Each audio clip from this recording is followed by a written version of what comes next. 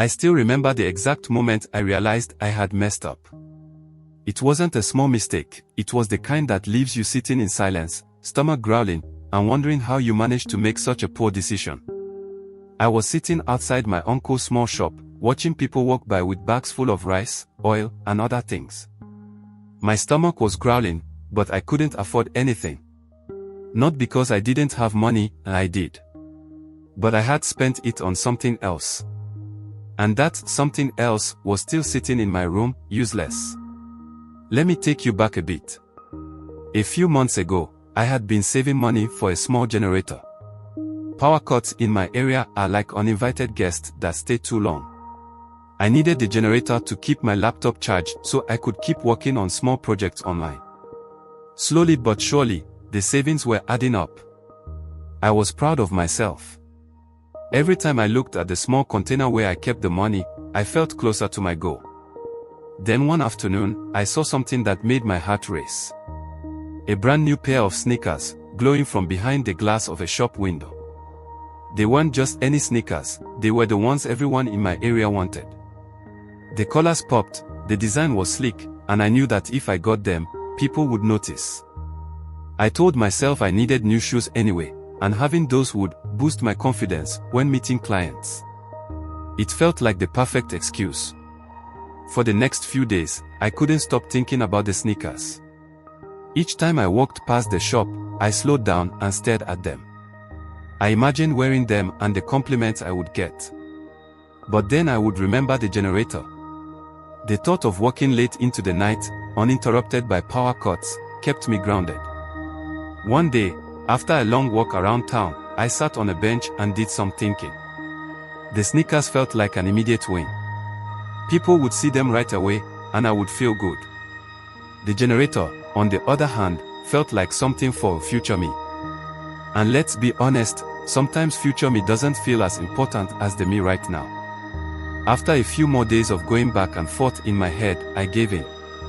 I walked into that shop and spent almost all my generator money on those sneakers. The cashier handed me the box with a smile, and I left feeling like I had just won a prize. I wore them that same evening, strolling around my neighborhood like I was walking a runway. People noticed. Heads turned. A few friends even joked that I had leveled up. I felt good. Until the power cut happened. For 3 days straight, there was no electricity. My laptop died. My phone followed. I had no way to work, no way to keep up with clients. I lost 2 small gigs because I couldn't meet deadlines. I sat there, staring at those sneakers, and realized they couldn't power my laptop. They couldn't charge my phone. They couldn't do anything except look nice on my feet. The frustration I felt was something I hadn't experienced before. I thought about selling the sneakers, but I knew I wouldn't get back even half of what I paid. The more I thought about it, the clearer it became I had traded something useful for something that only looked good. That was the day I learned about something called opportunity cost, the value of what you give up when you choose one thing over another. Opportunity cost is what you give up when you choose one thing over another. I chose sneakers over the generator, and the cost of that decision was losing money from the gigs I missed. I remember sitting in the dark one evening, using a candle for light. I wasn't even doing anything important, just thinking. The sneakers were next to me, and I couldn't stop staring at them. In that moment, I imagined what would have happened if I had bought the generator instead. I would have been working, making money, and slowly building towards buying both the generator and the sneakers. But I didn't. Don't get me wrong, the sneakers were nice. But in that moment, as I sat sweating in the dark with nothing but the flicker of candlelight, I would have traded them for anything at all, that could have kept the power on and my work moving forward. The weight of regret hung heavy, and those sneakers felt like a glaring symbol of my short-sightedness. That experience changed how I look at money. Now, every time I make a financial decision, I ask myself a simple question: is this worth it? I don't mean just asking if I can afford it. I mean asking if buying one thing means missing out on something more important. Take last week, for example. A friend invited me to go out for a weekend trip. It sounded fun, but the cost was almost as much as a new desk chair I had been eyeing. My current chair is old and uncomfortable, and I spend hours sitting in it while working. I thought about that weekend trip and how much fun it would be. But I also thought about how much more productive I'd be with a proper chair. In the end, I bought the chair. The next day, I sat down to work and didn't feel that back pain I usually get. That chair was worth it. The thing about opportunity cost is that it's not always obvious. Sometimes the thing you give up isn't right in front of you, so it's easy to ignore.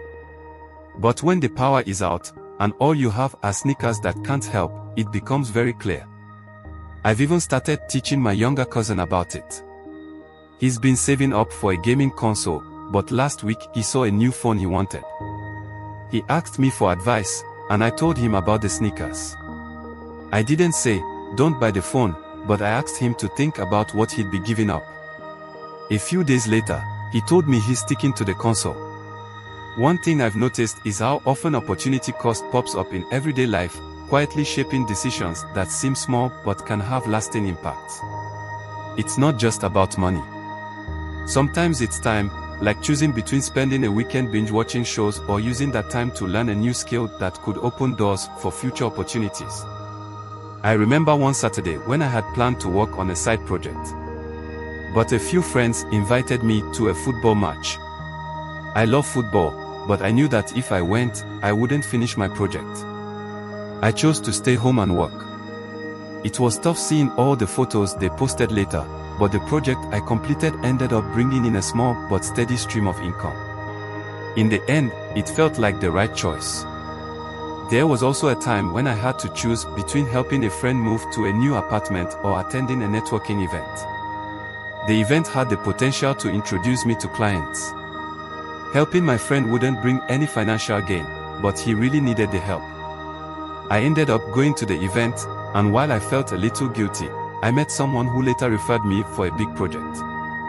That experience reminded me that opportunity cost isn't just about choosing between fun and work, it's about understanding what will benefit you more in the long run.